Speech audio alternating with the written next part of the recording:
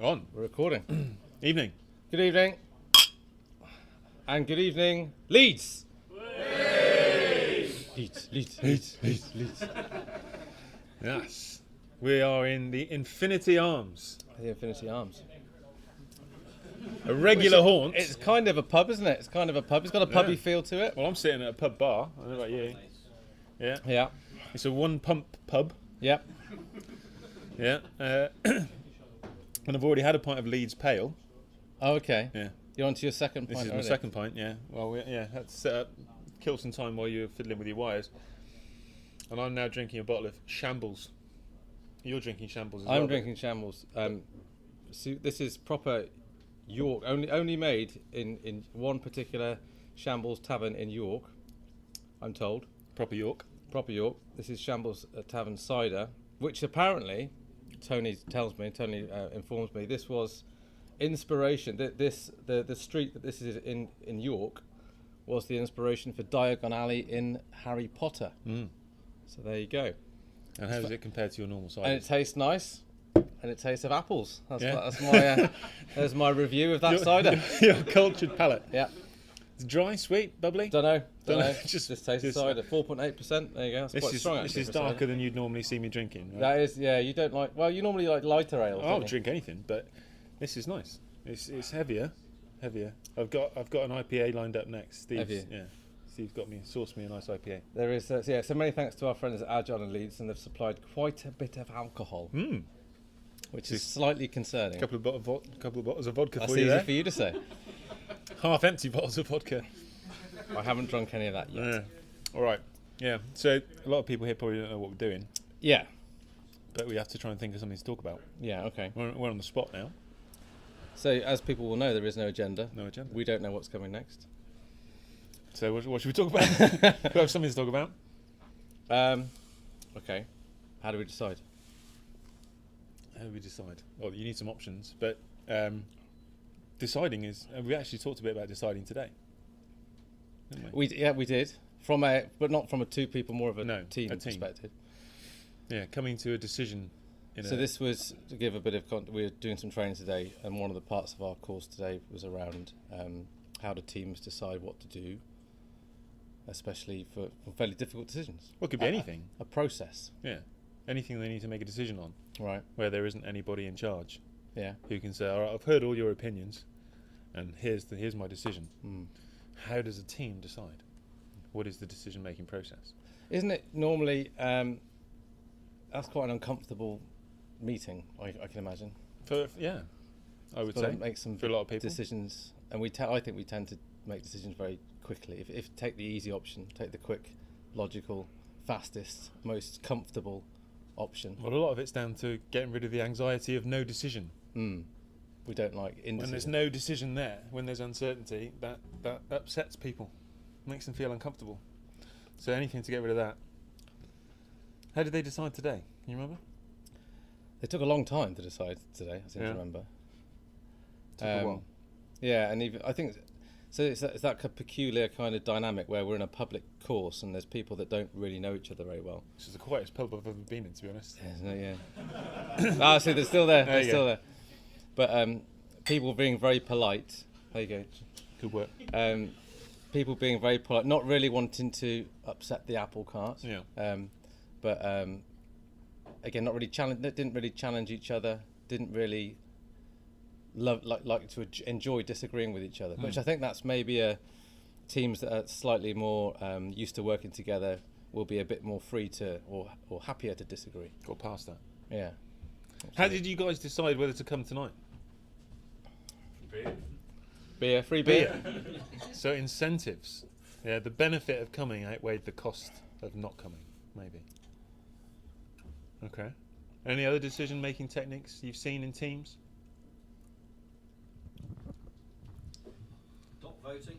Dot voting. What do we like about dot voting? There's lots of ways of doing dot voting as well. It's not just a simple dot voting. There's like an algorithm, isn't there? There's a science behind it. There's a science, and like a third of people plus 2 or something which like that. I'm not clever enough to know. No, but I really should know that. But it's there's depending on the number of people, the number of options, the number of dots that you choose can be calculated apparently. But also blind dot voting or open dot vote, because if you see what I voted on, then you might be influenced. But what if I don't agree with the dot vote system? What if it's like, if I still don't say, I don't approve, do I have a right to veto in a team? Should I be able to say, no, I don't like that? Well, I don't like using dot voting. Well, I don't like the decision the dot vote has told us. Well, for me, then it's a two-step process. Do you agree with the rules of the game that we're going to play? Mm. Whatever the answer gives you, do you agree with the process? Mm. And if you agree with the process and you buy into the process, then you've sort of lost your right to complain about the result. Mm. That's true. We try not to get too political. Somebody mentioned the B word. But yeah, that idea of democracy is the worst form of government apart from all the others. Yeah. You've got to be prepared. If you agree to play and that's kind of just a general team thing, isn't it? If you, whatever it is, working agreements, meeting rules, whatever it is, if you agree that these are the rules of this team, and I agree to be part of this team, then you're signing up to those rules. Mm. But there are different. You can iterate on it, and you do see teams. Oh, you were a bit of a game player back at BT. You'd hang back and wait and see what everyone else was doing before you commit yourself. Yeah. See where the cards were landing, and so teams sometimes will iterate then and say, well, if you've got 3 votes each, rather than have all 3 votes at once, have one round, 1 vote each, and then another round, another vote each, and maybe eliminate some options along the way. Yeah. Say we can rule these out, and then we vote again. Yeah. Yeah. Okay. Yeah. So deciding is tough. Well, we talked to the model that we introduced today, which we talk about a lot, is the Sam Kaner stuff, isn't it? Which has got a book title that I never remember. You did today. I probably won't be able to say it after half a pint of cider, I'll be honest. Okay. The Facilitator's Guide to Participatory Decision Making. Very good. That deserves a round of applause, isn't it? That one, very good. Yeah, and those are they give some principles about how you can involve more people in the decision-making process. Well, yeah. So the principles are around increasing participation. So if you've got a group and you want everybody involved, then how can you get everybody involved, make sure people are heard, whatever. We put those principles out there not because they're principles that people should follow, but having some principles are probably a good thing, some rules, guidelines, whatever you want to call them, for however we're going to interact with one another. But then his sort of decision-making framework is a kind of variation of the Fist of 5, isn't it? He has 0 to 9, which includes a veto, to display your level of support. And I like that. I like level of support rather than yes or no. Yeah. And I think, giving gradients of agreement is just a quick show of hands here. How many of you guys use or are aware of the Fist of 5 idea, that kind of decision-making, consensus making? About half. Yeah. Okay. So a gradient. So 5 fingers on one hand, brilliant idea. That's one of mine. All right. 4 fingers, probably one of Paul's. It's okay. Jeff's holding up fingers right now. 4 fingers, yeah. So I'll do the for those watching in black and white. I'll do the visual cues. The yellow is just behind the pink. 4 fingers. Pretty good idea. Happy with that. Move on. 3 fingers. It's all right. I'll support it. I'm not mad about it, but I can take it. I'll go with the team on that. That's okay. 2 fingers means I'm not quite convinced. We choose carefully which fingers we use because you can't see that on the. Yeah, Jeff's not being abusive now to the crowd. So What's this symbol? Rock on. Horns of rock. Horns of rock. Okay. Yeah. That means you convince me, or I've got this concern, alleviate that concern, and I might get to 3, but I'm not there yet. 1 finger means you're probably wasting your time trying to convince me on this one. I'm not. This lady's not for turning. Shouldn't get political, should we? Don't do that. Don't do that. Edit point. But if we can all get to 3, then as a team we've got consensus. We'll support it for the team. We'll take one for the team. And we usually say, well, if you voted 3 fingers, then you've lost your right to do the "I told you so" dance. Yeah. When suddenly it turns out to be the wrong decision, it's no longer Paul's decision; it's still our decision. And that sense of, again, buying into the process. If we can agree the process, then the result is a little bit more palatable. I think we've mentioned this before. One of the teams I've been coaching for a while, use the occupy hand signals. If anyone's used that, it's a nice way, and the reason why they chose to use it, I think it originally was a GDS idea, but they found it was a great way that not everyone in their teams wants to be vocal about a decision, and it was a way of speeding up decision making without having to have everyone talk about it. So it's kind of a little bit in opposition to what Kana was suggesting about everyone having a voice, but it's kind of saying, if I'm okay with the decision, and I'll do hand signals now for the benefit of people on the podcast. It's kind of a waving finger signal, which some people use in terms of... For the benefits of the podcast listeners, that is generally a camp hello. Thank you. There you go. That means I'm okay with that. That means this is a bad idea. So what does that mean? That means it's a bad idea. Yeah, I know, but what else does it mean? I don't know. You tell me. I don't know. It's kind of, I'm playing a piano very weirdly. In very high elbows. Yeah, high elbows. This means block. I'm crossing my hand. That means block. That means this is a bad idea. We shouldn't do this. That type of thing. That means I have a question. Yeah. This is useless pubcast material because people can't see what I'm doing. But they can Google it. Yeah, they can Google it. All right. Any other good ways of teams making a decision? Open it up to the audience now. Any good ways of teams coming to agreement on something, deciding on something? Quick Roman vote. Just Roman voting, yes. Really important decisions. Okay, so yes or no, basically. Is it yes, no, maybe? Yes, no, I don't care? What's middle? Yeah, just don't care. Don't give a shit. Yeah. It's meh. Meh. Meh. Okay, yeah. Meh. M-E-H. Yeah. Any others? I mean, we're trying, Leeds. We're trying. Yeah. Give something back. Pass the cards. Talk us through that one, Tony. Turn your mic on. Turn your mic on, Tony. Is the mic off? Mic on. Mic on. Turn your mic on. There's a button. There we go. Is he there? It's not on. Decisions on cards, you separate the group up, they take a card each, they talk to someone else about their card, they have 7 points to allocate across those cards, and they can divide them either 1 and 6, or 5, you get maths, and you basically rapidly run people through this until you've got a winning card. Okay. You have to repeat that. I didn't pick it up. Can I get your mic back, Tony? It's not working. One of them is. They're both on now. Did you say the question again, Tony? Sorry. Pass the cards. Got it. Do it again. So, just to summarise, for those people who are not aware of that, which I think everyone is now, but hey, you have 7 points. You put all the different decisions, the options on cards. You hand the cards out, and then members of the team pair up, and they decide amongst themselves, do they want to allocate 1 and 6, 2 and 5, so on and so forth. You rapidly run round in rotations, and then you end up with a winning card, the priority. Yeah. Like that. I like that. That's good. I learned that from Gene Spaker. Yeah. Although I got slapped down once by saying it was somebody else who came up with it. I thought it was Tiagi. Well, that's what I got slapped down for. But Really? Yeah. She's All I can claiming say... it. No, I don't think she was claiming it. I'm just saying that I learnt it from Gene, but I can't remember it. Yeah. Okay. So, yeah, whoever. It's a good exercise. I think let's open it up. All right. Let's just check. Just do some. Yeah, we're both on. We're good. Microphones are on. So we at this point, Leeds, it's over to you. We have no idea what you're going to ask. We haven't got any plants in the audience. Feels like a magic trick at this point. But we don't know what's coming next. Does anyone have a question? And if you do, you can kind of motion to the two wireless mics. There we go. Okay. What about bad ways of making decisions? So decisions that may be imposed, or people who have very, very strong beliefs and they're going to try and railroad that through. Okay. Because plenty of ways of trying to come to a good consensus. It's more about maybe dealing with when you have bad decisions that appear and they seem bad to everyone. Yeah.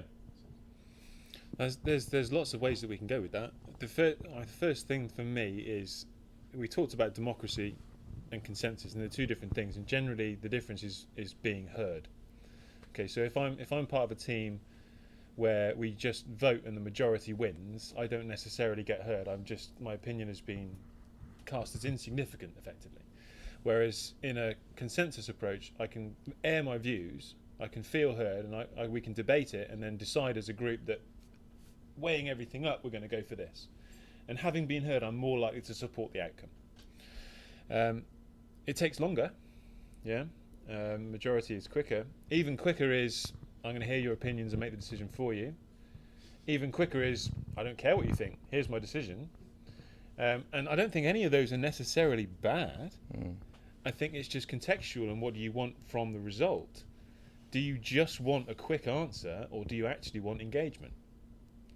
If you know the right answer with 100% certainty, and actually you don't need anybody to support you or buy in, then why waste time patronising people by saying, I'm going to ask your opinion when you know what the answer is going to be anyway? If somebody told me, I could ask your opinion, but ultimately I know what the right answer is, this is it, and this is why I know it, and this is why I'm making the decision, in a way I'd probably think, well, that's better than you wasting my time, me going through the motions. I can understand the logic. Reminds me of a situation in Nokia, which is a while back, but there was a technical lead and a senior developer arguing about a certain implementation or a plan, a strategy that they were trying to, and they were never going to agree between the two of them. It was quicker for them to actually do both, and I said, if you can come back at the end of the day and prove one way that one of your ideas is the better one, then that is a better use of time than sitting in this meeting for 4 hours arguing about which one to do. And sometimes it's just about, it's people do that just for bragging rights, to prove that their idea was the better idea. Yeah. Just try it out. Well, data can help. Yeah. Sometimes there's a situation where you can try more than one thing at the same time, right? Yeah. I was going to say something then. It was going to be brilliant. Profound, is it? Yeah, I've lost it. It'll come back when it's hungry. But imposing a decision, it's, in general, these days, it's kind of a no-no, isn't it? It's kind of frowned upon, imposing a decision. But I work with a lot of product owners who they've got hundreds of decisions to make, and they can't open them all up to consensus.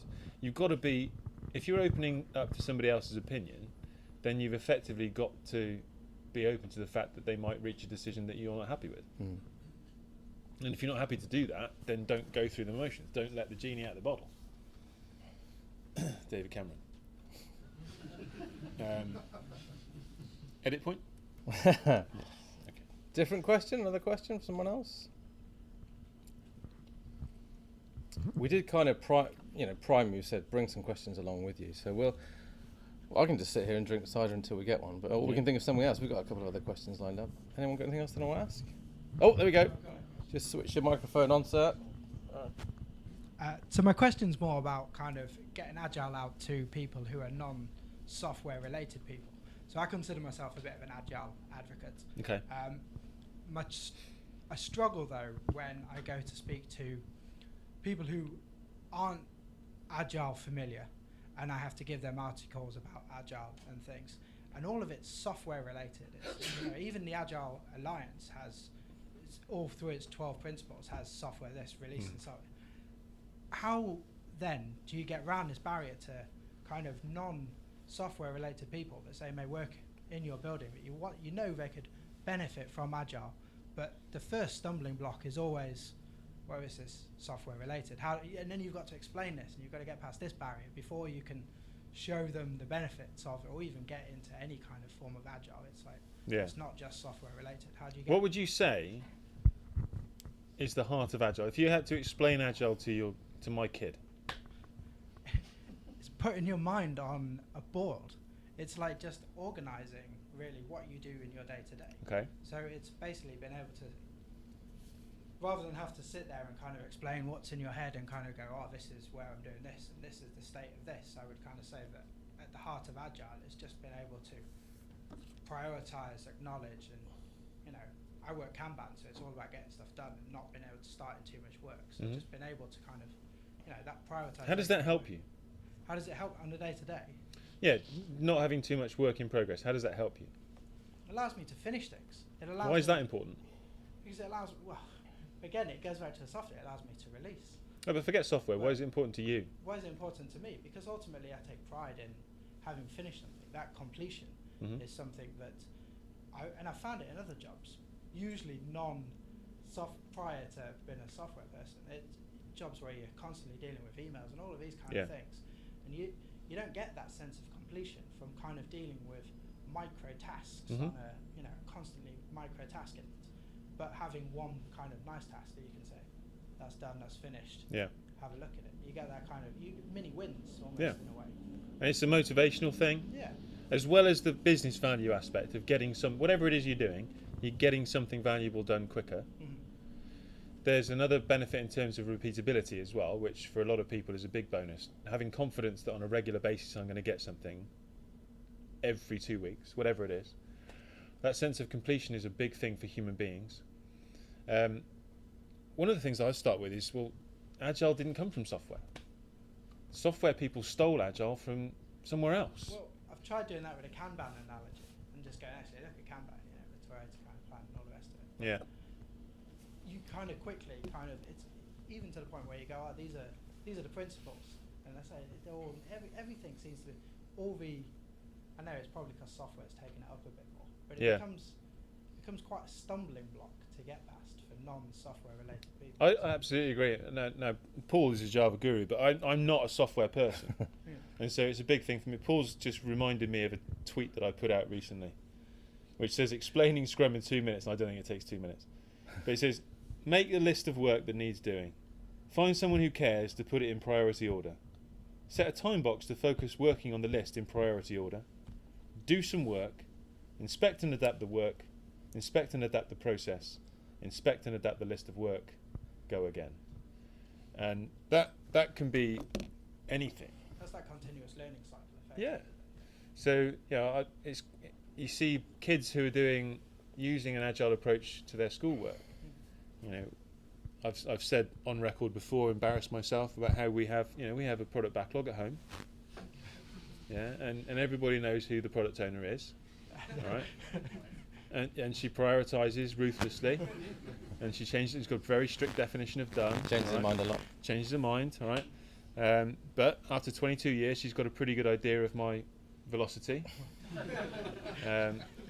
And that list is there. When I get back from Leeds, that list will be there. It will be longer. But she now knows that if she's got 2 IKEA cabinets to put up this weekend, that the lawn ain't going to get mowed. All right? We know that. But if anything changes between now and then, the list will change. But so, go on. I was going to probably interject slightly and say the language as well isn't particularly attractive. The language, and that sometimes puts people off. And when you're blinding people with the science and you're blinding people with terminology that scares them and sounds new and different. So we talk a lot, and we emphasize this as trying to practice, and we can all practice this, about trying to sell the benefits of something without using the language that we're used to using. And it's amazing how many people still stumble over that now and struggle with that without talking about agile without using the word agile. And it's quite tough. There's a question. There's a response to a question. Can I just ask you to hold the microphone nice and close to you? Hey. Closer. I always like the definition from Dan North. So Dan doesn't mention anything to do with software or programming or anything. He says that Agile is about sustainably reducing the lead time to business impact. Yeah. So going back to your example and your point about, let's strip the software out of it. Let's get down to what actually is it doing. I think that's pretty powerful. I think if we're trying to convince people there's a different way to work, if we keep rooting Agile in software engineering, then it kind of just put people off. And you can go to Kellogg's and you can go to Cath Kidston and Calvin Klein. All these places. We're sponsored by none of them. You're sponsored by We'd none love of to them. be. We'd love to be sponsored, but we're not. But all of these places are using Agile in their product development or their marketing or their HR departments. All of these places are using it. It's just about stripping away the software and getting back down to what are the principles, what's the mindset and values behind Agile. But that's I think that relates to business. Yeah, so managers, leaders, anyone with a P&L, bank balance sheet, things like that. But my wife would not understand the word. Bless her, love her, love you, darling. But that kind of language just wouldn't resonate with her at all. Teaching that language, so you can know your audience. I think is what we're talking about here. And to follow on with Paul's point there, of jargon can scare people, jargon can turn people off. Actually, another big part of this that we found is cheers, Steve. Is actually the prospect of changing what we have been doing for a long time is kind of admitting that we were wrong. And admitting that you're wrong runs the risk of looking silly. So I might argue for a long time that and cling on to what I've been doing because I don't want that to be that vulnerable. So giving people the opportunity to do something different without losing face, I think is a big part of this. Absolutely, yeah. I suppose another way to look at it is that you are being wrong quicker. Yes, we are being wrong quicker, and that's less painful. Being wrong is still scary in a professional context for many people, reputationally and so on. So making it easy for people to take this, especially in positions of power or positions a bit at higher ends of the organisation, that it's not okay to fail. It's not. It's career limiting, isn't it, to many people to be seen as wrong or changing the way that you work all the time and things like that. So it's not always attractive. Good one. Thank you. Anybody else want to chip in? Not all at once. Just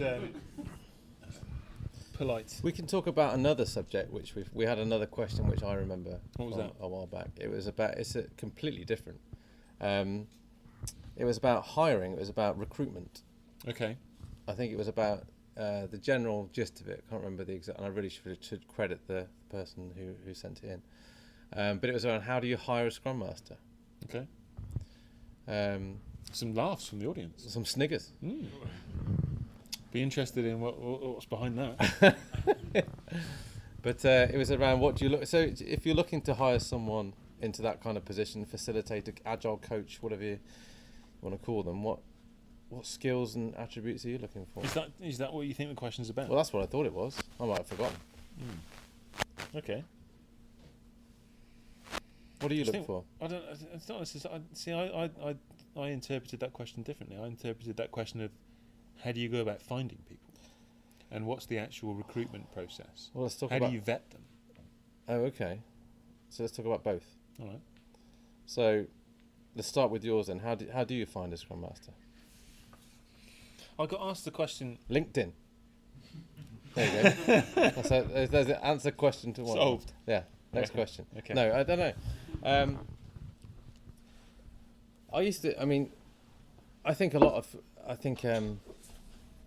like to think recommendation goes a long way in terms of word of mouth, and especially, I suppose I look at it as localities, and maybe Leeds is quite similar.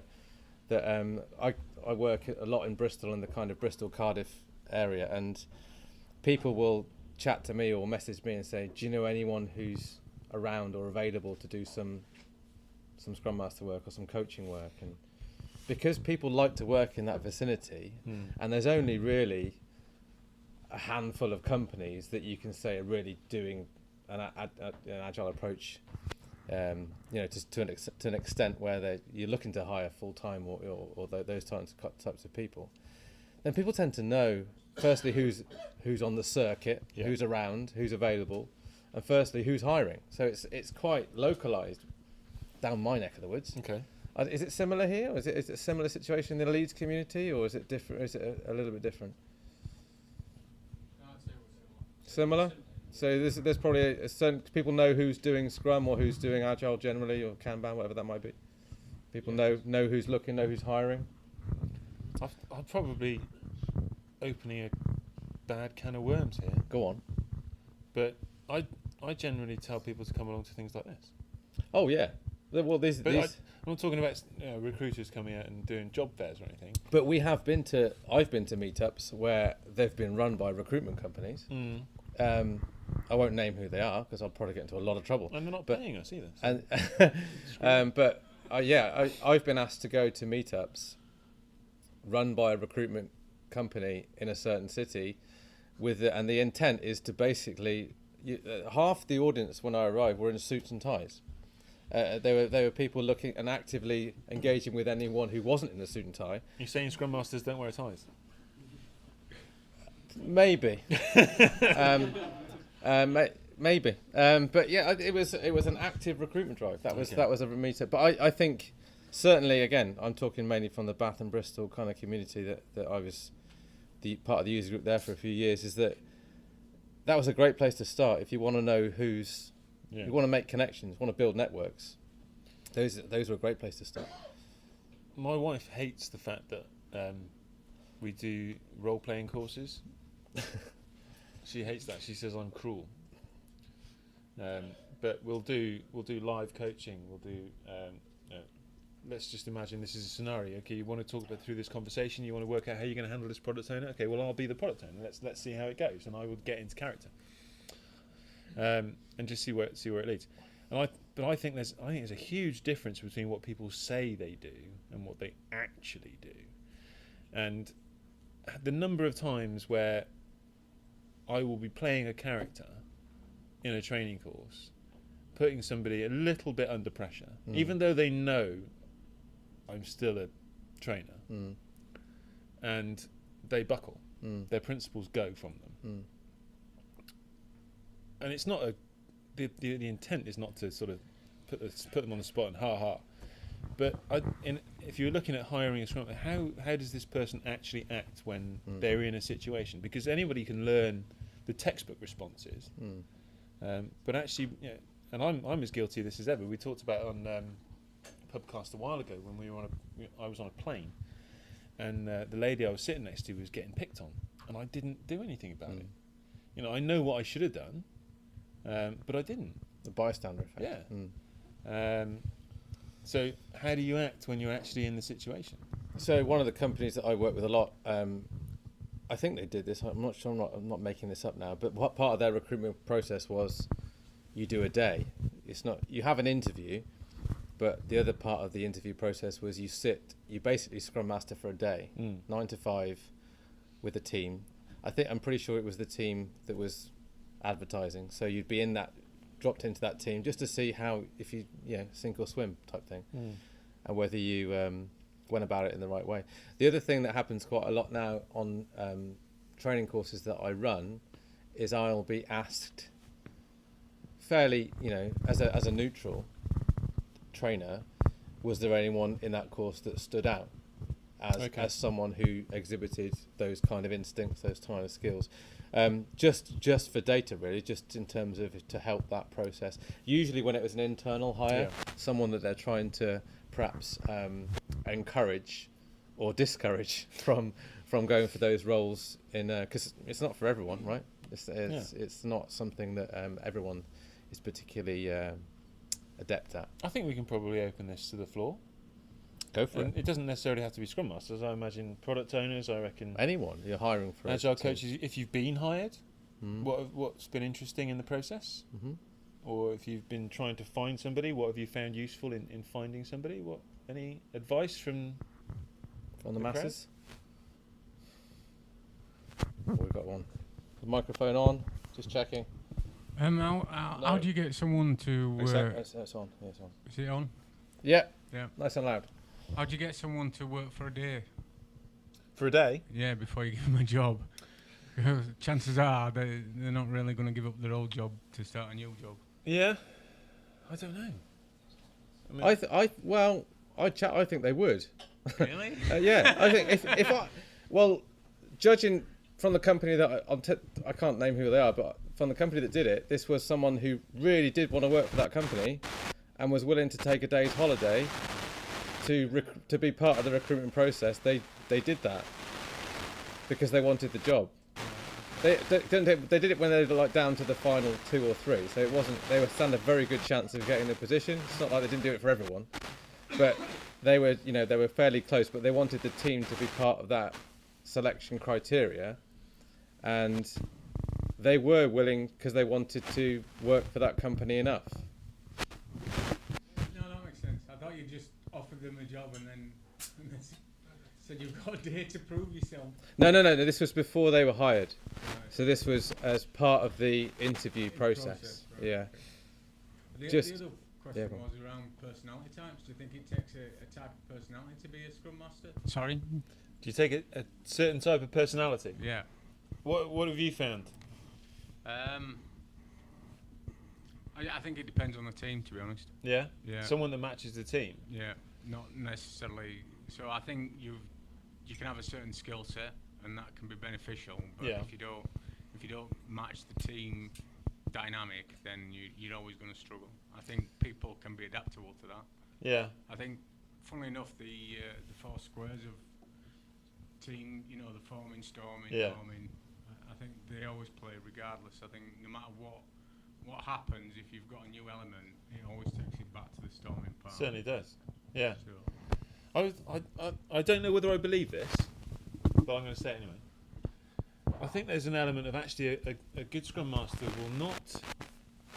What was the word you used? personality type. Match the team. I think they'll actually challenge the team. I think they'll almost not conflict, but I think they will provide what the team doesn't have. And I think that's a potential danger with the come in for a day thing. We've only got a day. I'm probably going to do the things that the team want from me, Well, rather than would what you? they need from me. But would you?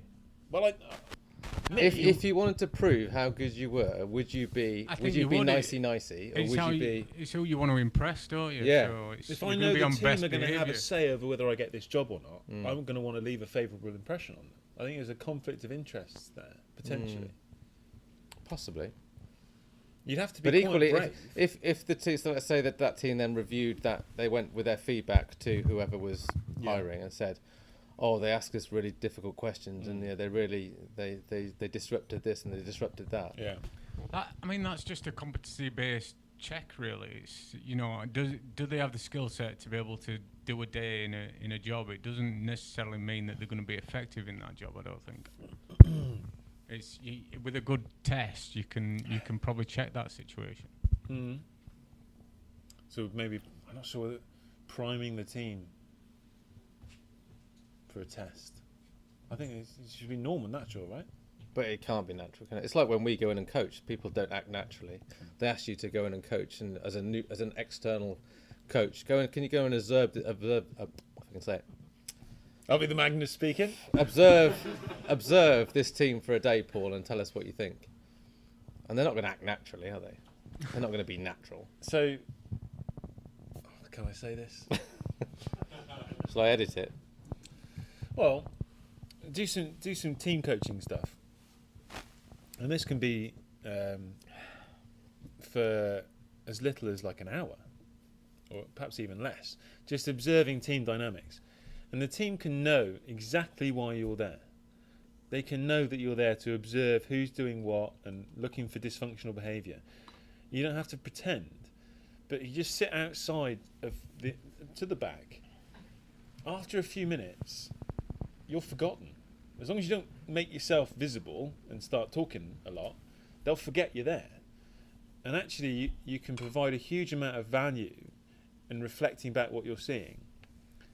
So yes, for a while they will be a little bit, I want to be wary, but actually when you get into the meat, You think the the nitty-gritty natural of it, tendencies will come through? yeah, if there's a conflict in that team, that conflict's going to emerge. That passion will outweigh it becomes sort of tunnel vision. They forget that you're on the outside. And I suppose if they don't know what they're doing wrong, you know, it's kind of unconscious. Mhm. It's like being in Big Brother, isn't it? Forget the cameras there. Forget the cameras. Yeah. You're speaking from experience. Yeah. Our season 6 winner over there. Yes, it is interesting. Yeah, maybe Any other there's tips pros and that you've pros and seen, cons. or things that you've been? Any interesting interview techniques that you've been through? Yes. Well, it was more a question about the day thing. So the day thing is probably Okay. quite hard to do, right? Yeah. So with lots of other roles, and you said it before, we often come up with a test. I mean, I don't like the idea of it being a test, Yeah. but we have a software dev. We might sit, we might pair with them, we might try and it's about doing the work, Yeah. acting like we're doing the job. I know a few organisations that try and do sort of fake tests for product owners, for Scrum Masters, for coaches. You know, run this kind of session, do this, prepare this kind of workshop for me. I've never seen them work that well. No. I'm What normally interested. goes wrong? They're too contrived and they're too compressed, Mm. and I think that's often the case. I mean, I've sat in a planner. Explain how you would run this kind of workshop before. Explain how you would handle this phase of this project before, Okay. and it's never a real problem. Whereas if you're sitting with a developer or a tester or something like that, you get something which is is a fake problem, but almost feels more real. Yeah. I don't know if I'm explaining it very well, but Is whether it there's a like way the we kind can of do this. the Google interview idea where you're the size of a flea and you're trapped inside a blender? What would you do? Yeah. So that type of thing to test your lateral thinking skills. Yeah, I think there's some value to that. I know it's a bit silly, and Yeah. I'd be terrible at that. I'd never get a job at Google. No. But I think there's some benefit to seeing how a Scrum Master thinks about a problem, how a product owner thinks about a problem. But there's a huge onus on the person doing the analysis of that, understanding the nuance. So you could say, here's a situation, how would you handle it? And someone comes up with a fantastic way of solving that problem. To one person, they can think, brilliant, great problem solver, right? Telling people exactly what to do, the right things to do, manages the situation. Another person might think, okay, well, what they've really undermined there is all sorts of team ownership. The team feel managed, and you get two different candidates. So it does put a lot of onus, and that's where I know Jem. I can't say his surname. Jihal. Is that it? Jihal. I just call him Jem. Yeah. He does quite a lot of work with HR and recruitment companies, He does, doesn't he, yeah. in terms of helping them understand what kind of thought process, mentality, mindset to be looking for in different roles.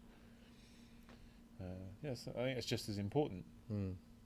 I think maybe the product owner hiring, the attributes you're looking for would be slightly different. I think you're looking somewhere much more driven.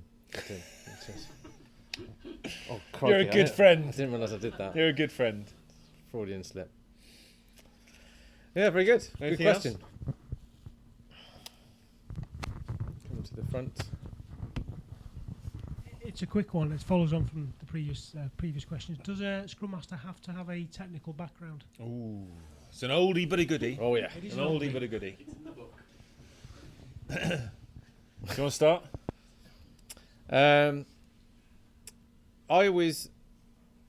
As Geoff referred to there, I used to be very technical, but really not that technical at all. I came from a development background, and whilst I like to think that a little bit of knowledge helped me, I could facilitate a conversation around certain things.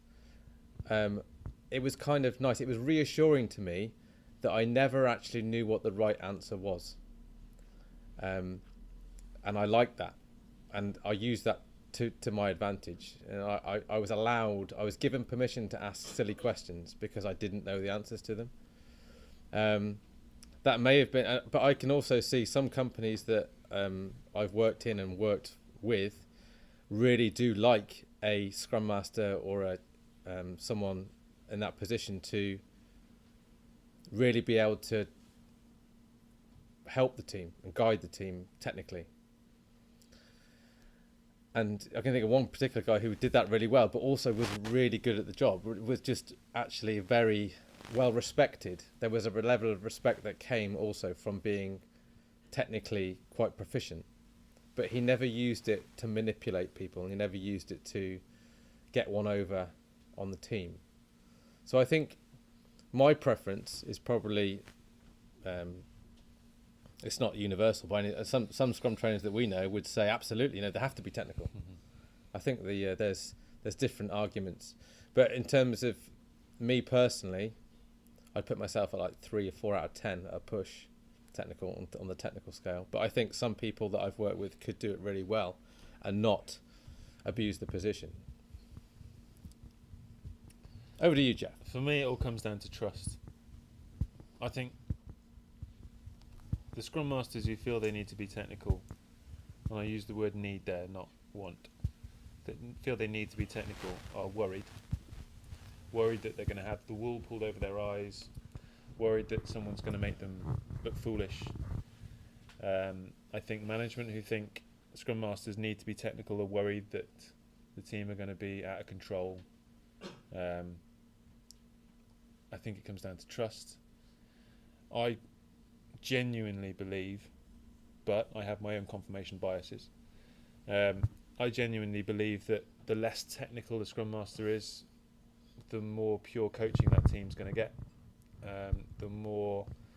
The the quicker they're going to self-manage, the quicker they're going to mature, the quicker they're going to grow, the quicker the organisation is going to become more self-sustaining. But that's my background, so that's why I think that's a good thing. I know technical Scrum Masters who've been brilliant, but they don't play on that. It's also an easy get out when the pressure's on. If you've got an extra developer, basically, it's an extra pair of hands around a keyboard, isn't it? That's attractive to some teams, to know that they've got, you know, a little bit of technical excellence to fall back on when push comes to shove. And I think it's also to do with it. People have their own preferences. If I'm expected to do both a technical role and a people one, but I really prefer to do the technical stuff, I'll find a way to do more technical work. And when a really tricky conflict comes up or a people situation arises, or which task am I? Let me just finish this task. Someone's going to suffer. Yeah. Either that individual or the team. And I'm coaching a company at the moment they've asked me to help one of the Scrum Masters and they describe him as he's got his head down. Then there's things going on around him that he is almost deliberately not seeing, because he wants to bury his head. His reaction is to bury his head further into his keyboard than to just look up and see what's going on in his team around him. And that, for me, that's similar to Geoff. That could be more of an issue longer term than the short term need to get done what I've got done that I'm doing right now. Which is probably going to come across as patronising, but I feel sorry for people in that situation because they're conflicted. They're conflicted between what they enjoy and what they're obligated to do, and it's kind of a lose-lose situation for them. Yeah. And the organisation. We've got a response at the back, Tony. Just microphone's on. I think it is. Flipping it on its head, then, how important is it then for technical people, your developers and stuff, to be Scrum aware, to be kind of, or Agile aware, and to be, how important is it for them to be able to offer an alternative to say what your Agile lead is? What, to challenge that person in that position? Now, how important is it for your devs to understand really what's going on? I think and if you can rely on anyone in the team to pick someone up, even if it's the Scrum Master or that coach in that position, say, hang on a minute, I don't agree with that, or I think maybe we're missing a trick here. I think that's brilliant. Some people say, "Oh, that's a bit controversial," but if that's a safe conflict to occur, where it's not trying to sabotage or not trying to deliberately undermine or abuse someone's position, if it's healthy, I think that's a good thing within a team. Yeah. And that's the way you learn, right? That's the way, by challenging what we've been told to do, is how we change things. So if you were going to be a Scrum Master kind of as a career, then it's not so important to be technically minded, but as a technical person, it's, you'd say, more important than to be agile minded. I'm going to bring this back to your first question, which is that I can be a Scrum Master outside of software. And the objectives of that person are the same regardless of the domain. They're to create a self-managing, high-performing team, delivering valuable chunks of whatever it is that they're building.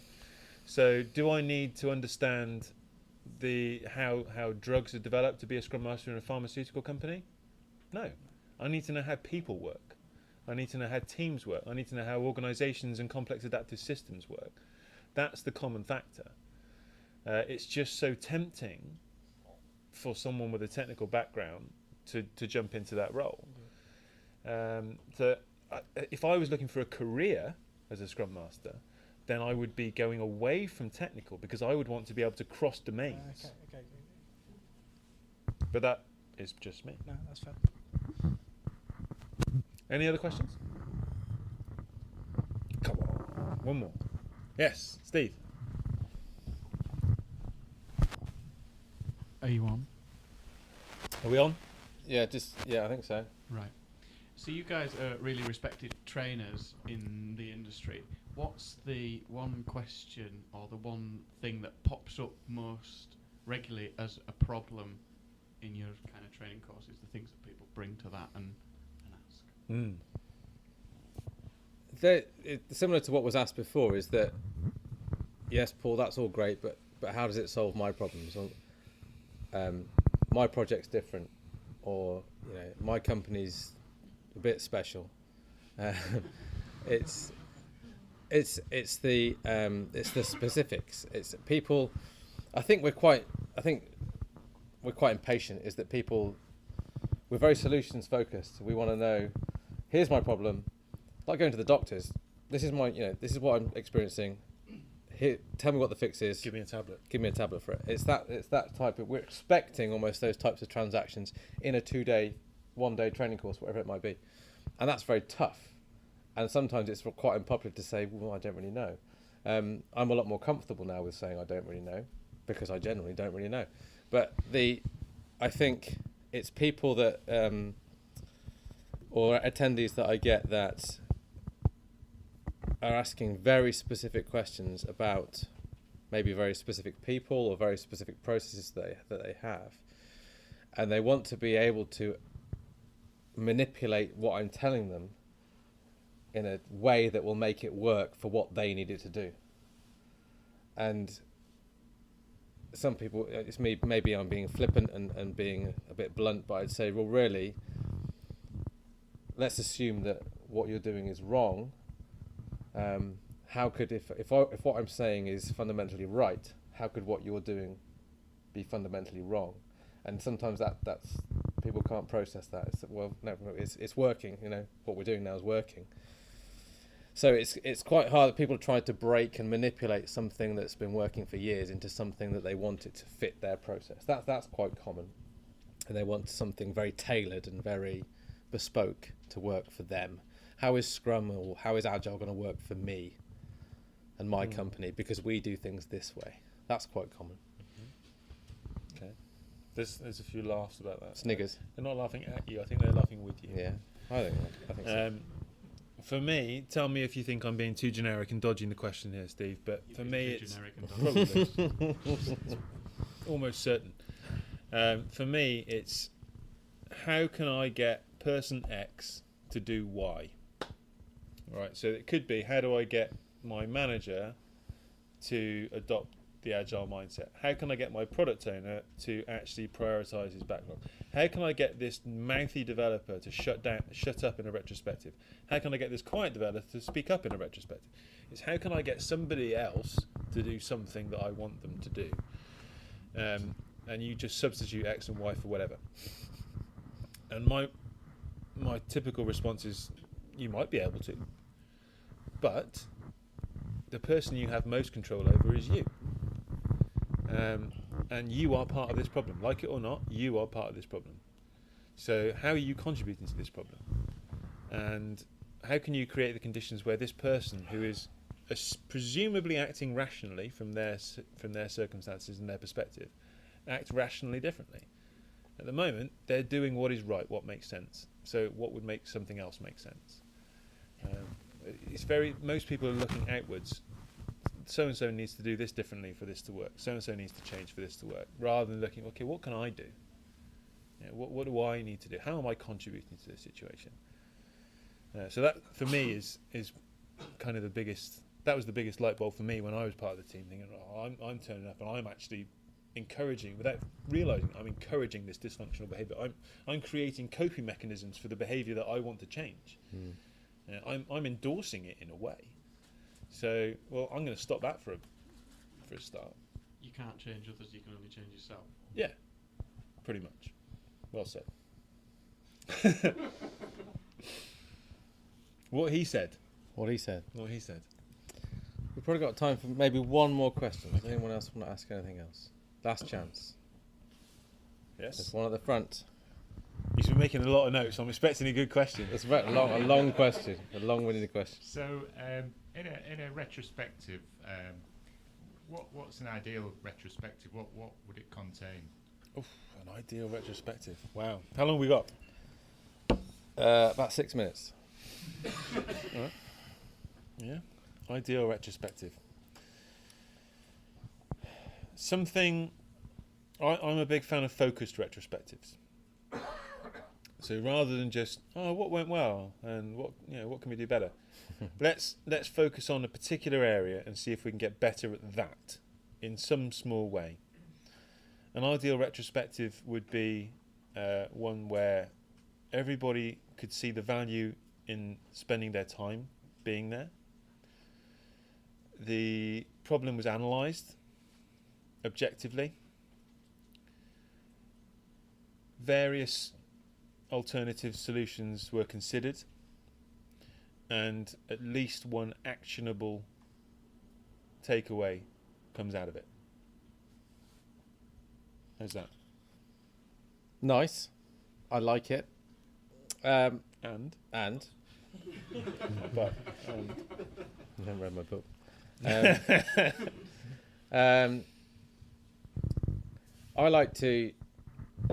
I think a good retrospective is something where I wanted to use the word relaxed, but I think that's wrong. So I'm going to use the word is safe. That the environment is such where people can say what they really think without any fear of consequences. And it's something that could be, it could be an environmental thing. It could be just I've been part of some retrospectives that are just literally, they've been completely unstructured. They were just an hour of getting stuff off your chest.